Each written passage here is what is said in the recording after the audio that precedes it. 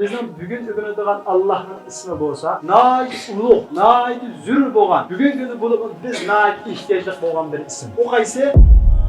Allah Teala eğer bir adamninki mal dünya aldıda bir acizliğini bilip o adamga yetkudek bergen bolsa, bay qilib etmegen bolsa, eğer pul bir qo'ysa o adam yo'ldan chiqib ketadigan bir holatdagi bir adam bo'lib qolsa, bu qilgani Allah Teala'ning uning yaxshilikmi yomonlikmi? Dünyadaki cansız olsun bütün narsalar Allah'ın buyruğu bilen Allah onu yaratgan şekilde özünün hizmetini icra qilmaydi. Fakat ve fakat insan ko'p hollarda özünün vazifasini tunamaydi. Ma hayotdagi özünün nima uchun yaratilganligini bilmay yashaydigan bir maxluq.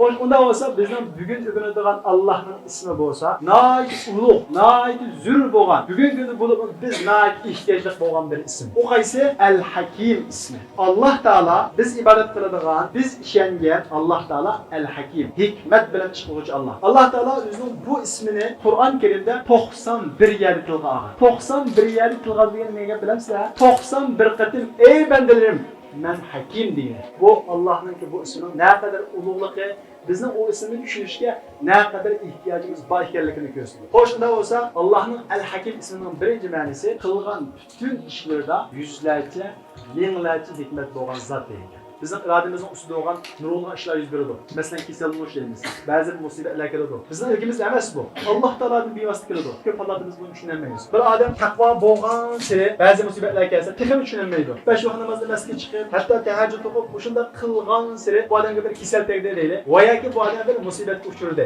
Bu undan boshqa bir odam Allohdan qo'rqib, zakotlarni joyida arif, Allohning pul xayrigan sari balki ziyon uchursa, iqtisod jihatdan keyin ziyon tortqansa inson ba'zi tushunmaydi. Allohning pul xayrlab tursa, zakatını cayda ayırıp tursam, ne için bu musibet bana kelinmediğinde o? Hep bunu düşünemeyiz. Veya ki mesela çoğurak işler deyimiz mesela, yer terbiye işlerimiz. Veya ki hazır Gazze'deki işler okşaş, küçük vallahi şu binaların asılı kalişi. Veya ki bizim vatanımızdaki okşaş, atanımızdan kuruşenmezlik, vatandaki zulümler, bizim üstümüzdeki ana şu zalimlerin musallat buluşu, Palestin halkının üstündeki İsrail'in musallat buluşunu tatip, nurgulluğa işler var. Ama aklımızdan düşünemeydiğen. Malum şu vakitte biz Allah'ın Hakim ismini azrak okşa tırsa, ana şu işlerin hemesini doğru düşüneleyimiz. Tındakla verik kalbimizdeki isyandan tutulayımız, verik hakikat teslimiyet royapta çıkıyor. Allah Teala her bir işte bir hikmet bahikerlikini bizge düşündürür için nurulluğun misallarını biriklik. Mesela Kur'an-ı Kerim'de bayan kılınan Hızır Aleyhisselam'ın vakasını köpünün çıkmadınız. Musa Aleyhisselam Hızır Aleyhisselam'ın ilmi günü için Kaşık'a geldi. Hızır Aleyhisselam'dan uçraştı. İkisi denizde kimiga çıkıp mangdı. Ana şu vakitte Hızır Aleyhisselam kimininki bir şeyini ilvattı. Musa Aleyhisselam dedi, "Aharaktaha litughriqa ahlaha." Sen ma kimidikini çökep kesson dep o kimini teşivattın mı dedi. Qarmaqa kiminin şeyini ilvetish yaxshi emas ku. Bizim bir del musibetlarga mushundaq bo'lsa tutimiz. Nimishqa Alloh taolo mundaq qildi dedi. Del Musa Aleyhisselam, "Aharaktaha litughriqa ahlaha." Ma kimidikini çökep kesson dep şeyini ilvattın mı dedi. Hızır Aleyhisselam, "Sen menga hamra bo'lishni ilgari qilgan ishlarning sababini so'maslik kelishgan to'q. Sen sabr qilanma degan demedi. Men unutibman, menga uzr bergan dedi." Yani seferini devam qildi. Shunda menga dedi, Hızır Aleyhisselam bir kichik boladan birini o'ltirib etdi. Buni ko'rgan Musa Aleyhisselam yana sabr qilanmadi. Laqad qatalta nafsan zakiyatan bighayri nafs. Sen bir günah bir balını öldürüp attığında düşünemedi. Hızır Aleyhisselam sen yeni sabır kılanmadın. Ben sana sabır kılanmaysan degen sabır kılanmadın dedi. Musa Aleyhisselam yeni özür diledi. Yeni seferine devam kıldı. Bir şehir geldi. Şehir ahalisinden tamak birişini talep kıldı. Şehir ahalisi tamak birişini red kıldı. Ana şu şehirde yıkılıp ketkili qopqan bir tamni gördü. Hızır Aleyhisselam tamni o'ngshab qo'ydi ve u yerdan hech qanday haq talab qilmadi. Musa Aleyhisselam nim dedi, "Kaşki bunun bir haq talab qilgan bo'lsang, uning qarta biz qusqimizni to'yg'azgan bo'lsak" degan o'xshagan mushu ma'noda gapni qildi. Hızır Aleyhisselam en 3 qatimliq muhlat to'shdi. Sen her qatimda sabr qilaman degandan sabr qilmading. Hada firaqu bayni va baynik. Endi bizning ayrılgan yerimiz keldi. Endi men beshidan kelib yuz bergan ishlarningki hikmetini, sababini bayon qilib beray dedi. Bu Qur'on Karimda tafsiri bayon qilingan. Wa amma as-safinatu fakanat limasakin ya'maluna fil bahr. Amma kiminin ishga kelsak, men uni tishib etishim, kimininki oldida qaraqchilar batdi. O qaraqchilar saq kiyimining hammasini bulantalan qilib ilib olatdi. Ammo azroq iyib va kiyim bo'lsa, uni ilib olmaydi. Shu sababdan men kiyimini azroq iyibdor qilib qo'ydim. Biz tushib qoldik. Kiyim menga verdi. Oldidagi qaraqchilar uning azroq iyibi bor ekanligini ko'rib, uni bulantalan qilmadi. Kiyimi saq salavat uyib ketdi dedi. Alloh taolo bu oyatlar orqali bizga bir narsani davatidi. Beshimiz kelgan musibatlarni biz ana shunda xuddi Musa Aleyhisselamdek tushunmaymiz. Nimishqa menga bu musibatlar keladigan-do deb. Nimishqa menga bu kasal keladigan-do. Nimishqa menga bu iqtisodiy ziyon keladigan-do deb. Lekin biz ana shu kasallan qonchilagan cho'ngroq musibat musibatlardan saqlab qolganligini bilmasligimiz mumkin. Ana shu ozroq iqtisodiy ziyon bilan texmi cho'ng iqtisodiy ziyonlardan iymonimiz qildigan ba'zi bir tahlillardan saqlab qolganligini biz tushunmasligimiz mumkin. Xizr alayhisalom aytdi, ikkinchi masalaga kelsak, u bolaninki ota-onasi soliha, nihoyat yaxshi, taqvodor musulmon edi. Ammo ma bola bo'lsa, uyg'onganda kofirlab ota-onasini kufrlikqa zo'rlaydi. Shu sababdan biz baldir jannat elib, fa'aradna ayyubdilahuma khayran minhu zakata va aqraba ruhma. Biz uning o'rniga texmi itoatchan, texmi kuyimchan, texmi bir yaxshi bir farzandni ato qilishni iroda qildik dedi. Ya'ni bu kichik bola o'ldi. Musa alayhisalom buni tushunmadi, ammo Alloh taolo nimani iroda qildi ekan? Ana shu kichik bolaninki o'rniga, kichik bolani qabz ruh qilib elib ketib, uning o'rniga texmi kuyimchan, texmi itoatchan bir bolani berishni iroda qildi ekan. Endi o'zimiz qarab baqsak, kichik bolamiz vafot topgan bo'lsa, biz tushunmaymiz. Hatto ba'zi yosh bolalar tushunmaydi. Alloh taolo adil emas ekan deydi ba'zi yosh bolalar. Qanday adil emas ekan desa, ba'zi odamga Alloh taolo 50-60 yil umr beradi ekan, ba'zi odamlarni kichik vaqtida jannat olib ketadi ekan. Bu qanday odillik deydi. Bu hayot imtihon maydoni. 50-60 yil yashagan odam ma imtihonga to'liq qatnashdi degan gap. Bu imtihonga qatnashib o'tash ehtimoli, o'tanmaslik ehtimoli bor. Ammo kichik vaqtda olib ketsa, u imtihondan kechirim qilingan o'quvchiga o'xshash imtihon qatnashilmasdan bevosita jannatga kirib ketdi degan gap. Demak, Xizr alayhisalom ana shu biz yomon ko'rgan, tushunmagan ishninki bir pardasini ochib berdi. U bo'lsa-mu, uning o'rniga texmi yaxshisini berish. Va amal jidar, ammo tam bo'lsa, bir yetimning kitdi, uning tagida oltin kumushlar batdi, uni o'ngshab qo'ydim, uning badaliga haq talab qilmadim dedi. Alloh taolo bu Xizr alayhissalom Musa alayhissalom voqealigida nimani maqsad qildi bilamsizlar? Bu Musa alayhissalom xuddi bizning aqlimizga o'xshaydi. Bizning aqlimiz ana shunda kiyimining tishlashi, ya'ni qonishimizning buzilishi va yoki undan boshqa har qanday bir musibatga o'xshash nurg'ulg'a ishlarni tushunmaydi. Bizning aqlimiz tushunmaydi. Xizr alayhissalom bo'lsa, aqlimiz tushunmagan masalaning keyindagi g'ayb pardasini ochib ko'rsatib qo'ygan bir kishi. Ya'ni biz aqlimizni tushunmagan, beshimizga kelgan musibat olsun, nurg'ulg'a ishlarning keyinda ana shundaq biz bilmaydigan yaxshiliklar bor. Masalan, kasal desak, hammamiz yomon ko'ramiz. Amaliyotda kasal mutlaq yomon ish emas kasal. Kasalning nurg'ulg'an hikmatlari bor. Kasalni agar yomon ish yoki bir ayb nuqson deb qolsak, nimaga asosan deymiz? Bir narsaning ayb nuqson bo'lishi nima bo'lishi kerak? Ma kompyuterning ayb nuqsonlik ekan deyish uchun ma kompyuterni ishlatkili bo'lmasa, andagi ayb nuqson bo'ladi. Ma kamerani ayb nuqsonlik deyish uchun ma kamera video olinmasa, ayb nuqsonlik bo'ladi. Nimishqa? Chunki zavod buni videoga elish uchun ishildi. Endi kasal bo'lish ayb nuqsonlikmi? Inson kasal bo'lgan vaqtda birinchidan Allohning shofi ismini ko'radi. O'zining ojizligini his qiladi, ne'matning qadriga yetadi. Ya'ni kasal 10 qatim dars tingishgandan kuchliroq bir dars agar his qila olsak, 10 qatim dars tingis qalbi yumshamasa, ig'ir bir kasalga mubtalo bo'lsa, qalbi yumshab ketadi. Demak, bu nuqtadan kasal uningga bir vaznasiyat qilg'uchi. Shundaqla kasal biz bayt degandek shofi ismini ko'rsatsa, u bizning yaratilish, mavjud bo'lish g'oyamizga xizmat qilgan bo'ladi. Chunki bizning mavjud bo'lish g'oyamiz nima? Allohni tunish. Kasal Allohning bir sifati bo'lgan shofi ismini ko'rsatdi degan gap Allohni tunishdan iborat, ma mavjud bo'lish g'oyamizga xizmat qildi degan gap. Alloh yaratgan g'oya uchun xizmat qilgandan keyin u bir nuqson emas. Uningdan boshqa kasal, gunohga kafarat. Masalan, kasal bo'lsak ichimiz pushadi, ammo shu kasal orqali Alloh taolo qanchilgan gunohlarimizni afv qildi. Shundaqla payg'ambarimiz Muhammad alayhisalom hadisida dedi, Alloh taolo bir bandaga Lavhul Mahfuzda qiyomat kuni ustun bir o'rinni yozgan bo'lsa, u banda qilgan amali orqali u o'ringa yetolmagan bo'lsa, Alloh taolo u bandaga ba'zi bir musibatlarni berish orqali xuddi kasalga o'xshash qiyomatlik o'rni yuqori ko'taradi deydi. Yana bir hadisda payg'ambarimiz Muhammad alayhisalom qiyomat kuni musibat ahli, shu musibat tufayli qiyomat kuni erishgan mukofotini ko'rgandan keyin kashki dunyoda shu qochilar bilan badanim kislib, uningdan cho'ng bir musibat kelgan bo'lsa deb buni umid qilib ketadi deydi. To'g'ri, biz musibatni tilmaymiz, lekin musibat mutlaq yomon ish emas. Biz qarmoqqa ba'zi ishlarni yomon ko'ramiz. Uningda bir hech bir hikmat yo'q, yaxshilik yo'q deb qaraymiz. Amaliyotda biz insonlar Allohning ishlarini unda oson tushunmaymiz. Biz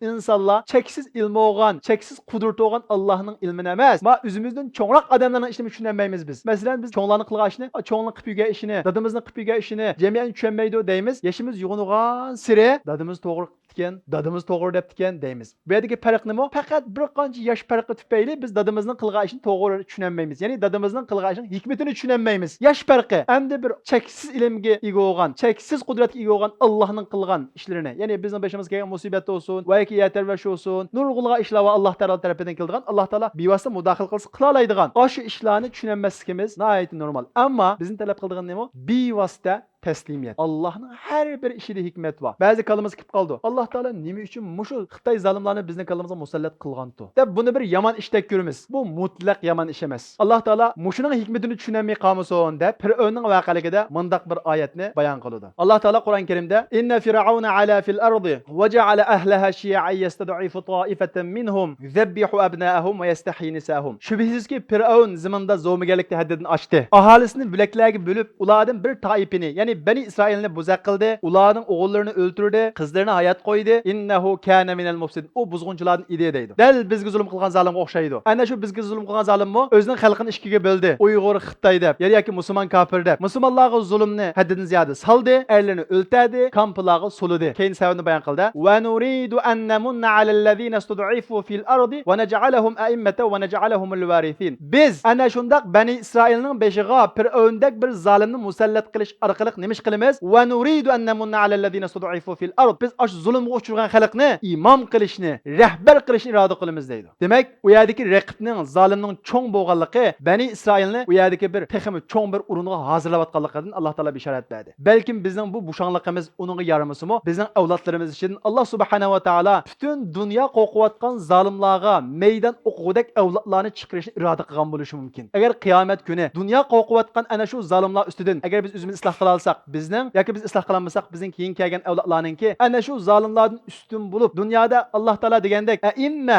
rahbar bo'lganligi, shundaqla zaminning varislari bo'lganligini ko'rsak, ha Alloh taolo bu zolimlarni bizning o'rnimizni yuqori ko'tarish uchun qilgan deganni tushunalaymiz. Demak, Alloh taoloning qilgan har bir ishida bir hikmat bor. Masalan, Yusuf alayhisolamni o'ylab baqili. Yusuf alayhisolam quduqqa tashlandi. Quduqqa tashlanish yaxshimi, yomon ishmi? Yomon ish. Qul bozorga olib setildi. Yaxshimi, yomon ishmi? Yomon ish. Ondan keyin u qul bozordan nega setildi? Fir'avnning qasriga kirdi. Oxirida nima bo'ldi? Oxirida Misrning azizi bo'ldi. Agar Yusuf alayhisolam quduqqa tashlanmagan bo'lsa, qul bozorda setilmagan bo'lsa, tuhmatga uchirmagan bo'lsa, ana shundaq imtihonlarga duch kelmagan bo'lsa, ana shu o'ringa ko'tarilamdi, ko'tarilanmaydi. Demak, ana shundaq qiyinchiliklarning keyinda bir hikmat bor, uningda bir yaxshilik bor. Shuning uchun biz tushunayli, tushunmayli, Alloh taoloning kelgan har qanday bir ish qarta hikmat nazar bilan qarashimiz kerak. Alloh hakimdir. Qilgan hech bir ishida yomonlik yo'qdir. Har bir ishida bir yaxshilik bordir. Mutlaq yomonlik Allohga nisbat berilmaydi. Faqat bizga ko'rilgan nisbiy tarafi bor. Shunga Alloh taolo va asa an takrahu shay'an va huwa khayrul lakum. Sizlar yomon ko'rgan ishlar sizlar uchun yaxshi bo'lishi mumkin. Va asa an tuhibbu shay'an va huwa sharrul lakum. Sizlar yaxshi ko'rgan ishlar sizlar uchun yomon bo'lishi mumkin deydi. Ya'ni biz ma dunyoda yomon deb qaragan ishlar, agar biz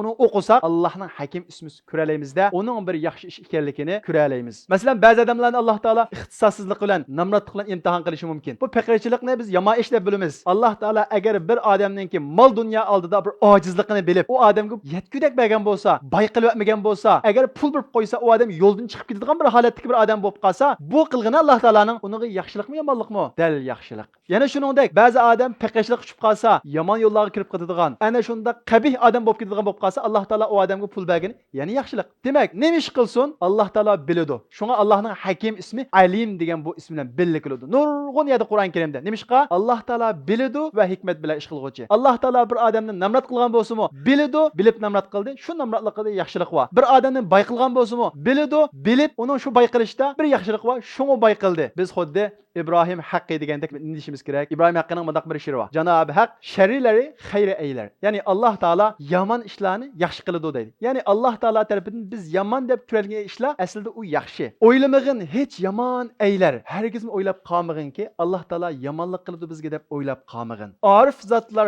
jarayonlarni sayri aylar. Ya'ni Allohni tunugan, hikmat ismini bilgan kishilar jarayonni sayri aylar. Ya'ni üzgü yuz bergan musibatlar bo'lsa hammasini kuztudu. Kutib baqqan tavakkul va ishonch bilan bo'lgan ishlarga qarata kutib baqqan, mayli musibat bo'lsin, mayli qiyinchilik bo'lsin, siningcha Janobi Haq qandoq aylar, qandoq aylasa go'zal aylar. Demak, Alloh mayli nima ish qilsin, har birida hikmat bor. Shuning uchun mayli beshimizga qiyinchilik kelsin, Allohdan keldimi? Mayli yaxshilik kelsin, Allohdan keldimi? Bir hikmat bor deyishimiz kerak. Masalan, bundaq bir hikoya bor. Bir odamningki, ya'ni bir dehqonningki nihoyat bir yaram eti ekan. Bu odamning etiga shu yaningki podshohiningki ko'z tushib qopti. Askarlarni avatibdi, shu otni sotib olib akilinglar deb. Bu odam sotqili unamabdi, texmi qimmatroq pulga sotay deb. Askarlar podshohning buyrug'i bilan texmi qimmat bahoni qo'yapti. Lekin bu odam yana qimmat sotay deb sotqili unamabdi. Oxirida podshoh bundan voz kechibdi.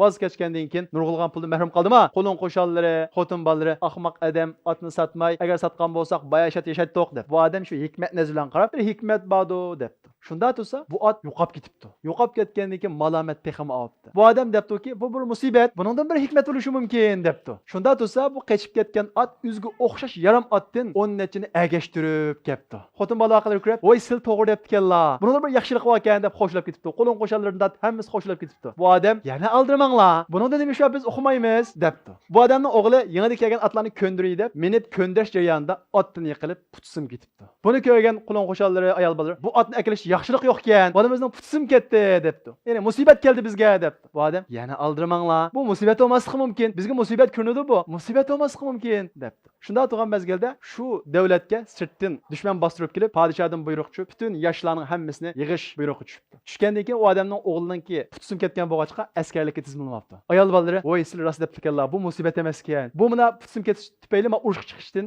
saqlanib qoldi, urushga chiqqan bo'lsa o'lib kelamdi, saqlanib uqulolmaydi" deb buni debdi. Bu bir hayot hikoyasi. Bizga yaxshi ko'rgan ish yomon bo'lishi mumkin.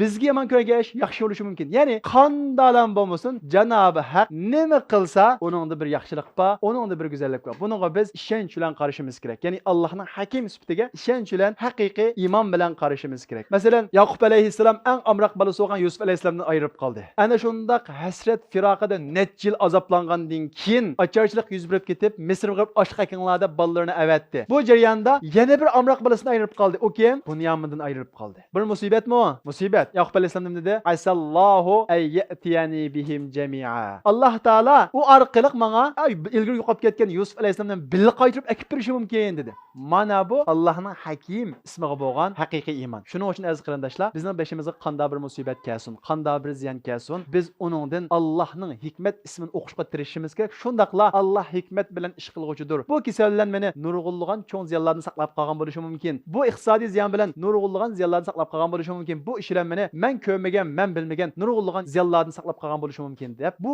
ishonch bilan, bu iymon bilan turishimiz kerak. Haqiqatan mis qilgan bo'lishi mumkin. Buning hayotda misollarni aytib ko'p. Biz ba'zi ishlarni shunda Allohdan tilaglik. Ey Alloh, menga nisb qilib nurg'unlagan tilaglik. Hatto ba'zanlar faloni bir imtihon o'tsan deb tilaglik. Shu vaqtning o'zida uni sizlar bir yaxshi ish deb bilaglik. Ammo u ish o'tib ketib, yo sizlar tilgan narsaga erishamay, bir qancha oy, bir qancha muddat o'tgandan keyin u ishning sizga yaxshi emasligini sizlar his qilib, Alloh taolo hanim bo'lsa mening duoimni ijobat qilmabdi ekan deb shukr qilishinglar bo'lishi mumkin. Dal shuningdek biz bir ishlar uchun tirishimiz kerak. Tirish bizni talab qilinadi. Lekin Alloh nisb qilsa, uningda bir yaxshilik bor. Alloh nisb qilmasa, uningda bir yaxshilik bor. Alloh nimani iroda qilgan bo'lsa, Alloh iroda qilgan har bir ishda yaxshilik bor. Biz Allohningki nima iroda qilganini bilmaymiz, ammo shuningga ishonishimiz kerakki, Alloh taolo tarafidan bizga yuz bergan har bir ishda bir hikmat bor. Allohning ilmi degan cheksiz, qudrati cheksiz, bizning ilmimiz cheklik. Bunda cheksiz farq o'tirisida biz Allohning qilgan ishlarini tushunmasligimiz nihoyat tabiiy ahvol.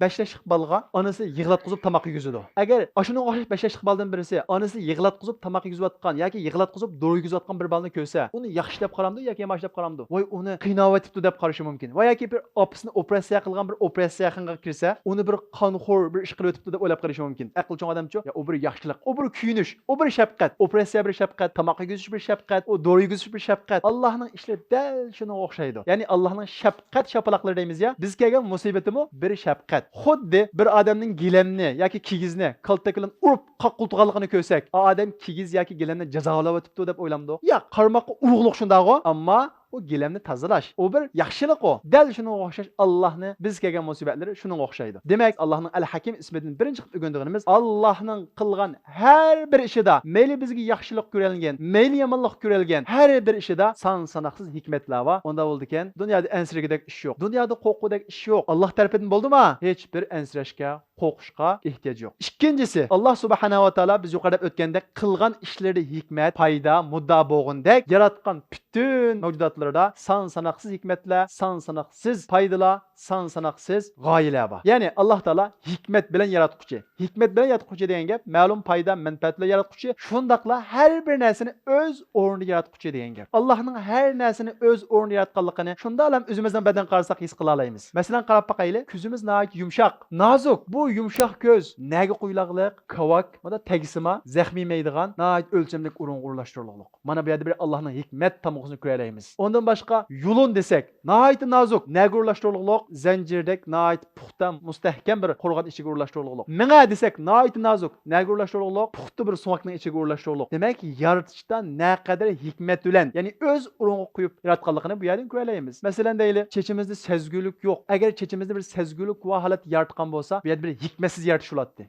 hikmetsiz. Ama çechimizde sezgulik yok. Eğer sezgu ba halat yaratgan bolsa, biz her ayda satrashgan olmay, operatsiya yaqinga borishimiz mumkin. Chechimiz yastish uchun. Old bilan uni mas qilib, andik yastish kerak. Onda bosh quloq deyli. Agar buni kumichak qilmay, so'ngak qilgan bolsa, qanday yeni yatadik? O'zimiz qarab baqadigan bolsak, ajoyib hikmetlarni, ya'ni o'z o'rindagi bu o'rinlashtirishlarni ko'ra olamiz. Ondan boshqa butun mavjudotlardan ko'ra olamiz, o'simliklardan ko'ra olamiz. Masalan, inson aqli bilan ba'zi vaqtda nima uchun unda yaratganda, bunda yaratgan deymiz, ammo biz uning tegiga yetmagan bilan son-sanoqsiz hikmetlar bor. Masalan, bundaq bir vaqalik bor. Saudiya Arabistonda bir arabning xormizorligida dinga ishonmaydigan birisi ishlaydi ekan. Bu odam u Hindistonlik Allohni tushuntiribdi, Allohning har ishini, har maxluqotni hikmat bilan yaratganligini tushuntiribdi-da. Ondan keyin bu Hindistonlik dinsi nima debdi desa, o'ylab boq. Yo'g'on xorma daraxidan kichikgina bir mevani yaratish qanday hikmatga uyg'un? Bu necha metrli xorma bo'lgandan keyin tavuzdek yarasomamdi bu xormani debdi. Bu odam to'xta oldirma. Buning bir hikmati bor. Tavuzdek emas, kichik yaratishni buning bir hikmati bor debdi. Bir kun o'tibdi. Bu Hindistonlik xormaning tubida uxlab yotgan vaqtida bir shamol chiqib xorma kallasga tushib o'g'inib ketibdi-da bu insonlar. Uyg'onib qolgandan keyin endi men hikmatni tushundim. Agar tavuzdek yaratgan bo'lsa, hozir kallam yerilib ketadigan deb. Demak, shuning o'xshagan Allohning butun yaratgan mavjudotlari,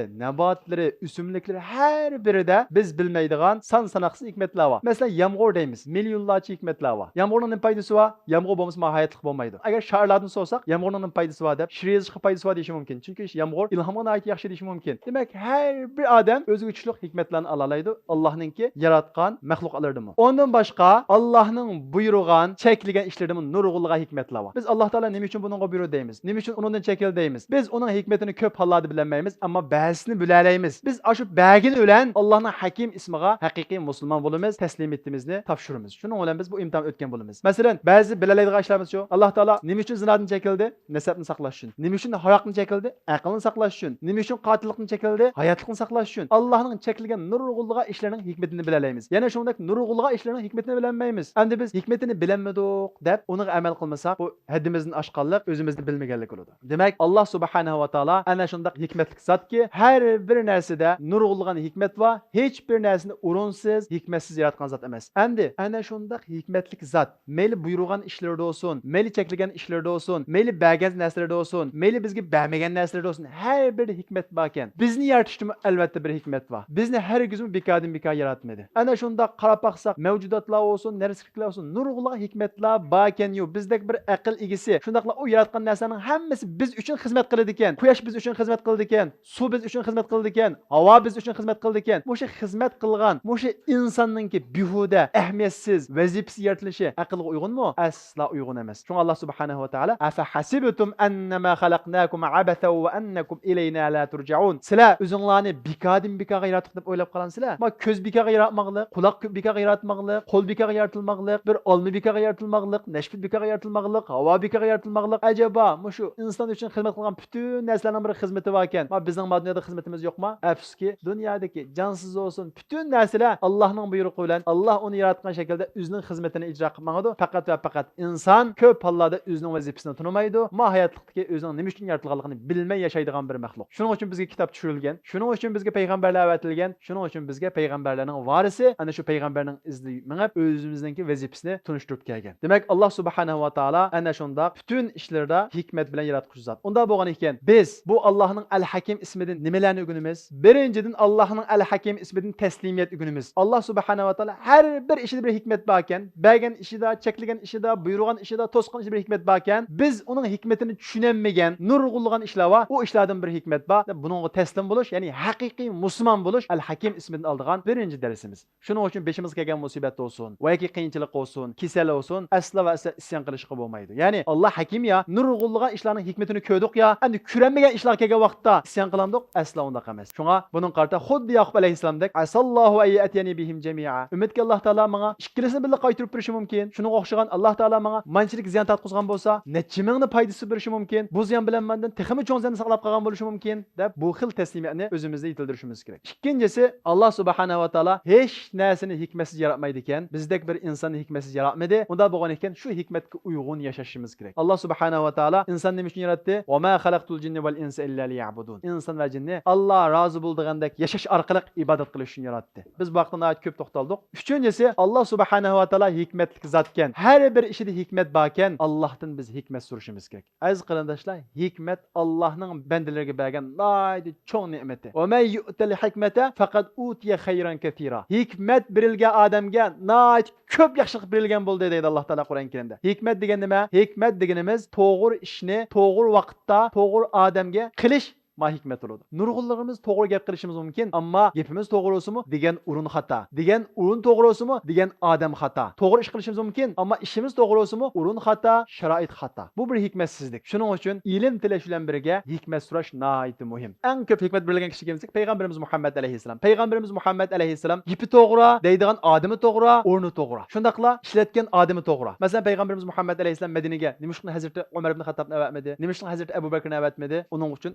eng uyg'uni Mus'ab bo'lganligi uchun undan boshqa to'g'ri odamga to'g'ri gap qilish. Masalan, Payg'ambarimiz Muhammad alayhisalom ba'zi sahobalar, "Ey Rasululloh, menga yaxshi amalni ko'rsatib qo'yishlar" dedi. Payg'ambarimiz Muhammad alayhisalom birisiga namozni vaqtida o'qish dedi. Birisiga ochiqlanmaslik dedi. Birisiga Alloh yo'lida jihad qilish dedi. Birisiga ota-onasiga yaxshilik qilish dedi. Nimishqa har bir odamning qila oladigan bir ishi va har bir odamga o'z layoqida gap qilish mana bir hikmat. Va may utal hikmata faqat utiya khayran katira. Hikmat berilgan odam haqiqatan ko'p yaxshilik berilgan odam. Undan boshqa hikmatga erishishning yo'li birinchidan Allohdan tilash, ikkinchisi bo'lsa taqvodorlik va boshqalardan maslahat so'rash. Chunki hikmatni olimlar o'rgangili bo'ladi deydi. Nima orqali o'rganamiz? Tajriba orqali. Cho'nglardan tajriba so'rash, ustozlardan tajriba so'rash orqali hikmatni o'rganiladi. Demak, hikmat berilgan ish bu nihoyat katta bir ne'mat. Alloh subhanahu va taolo hammamizni bu hikmat ismidan yetarlik nasib bilan og'in nasib qilsin Alloh subhanahu va taolo. Alloh taolo har bir ishida hikmat bilan ish qiluvchi ekanligiga to'liq ishonadigan haqiqiy taslim bo'lgan musulmonlarning qatoridan qilsin Alloh subhanahu va taolo. Alloh taolo bizga nima ish qilgan bo'lsa, uningda bir hikmat bor. Biz qo'limizdan kelgan ishlarni qilishga mukallaf, ya'ni qo'limizdan kelgan ishlarni qilishga buyurilgan. Ammo qo'limizdan keladigan ishlarni qilib turib, bizning irodamizning sirtida ba'zi ishlar bo'lgan bo'lsa,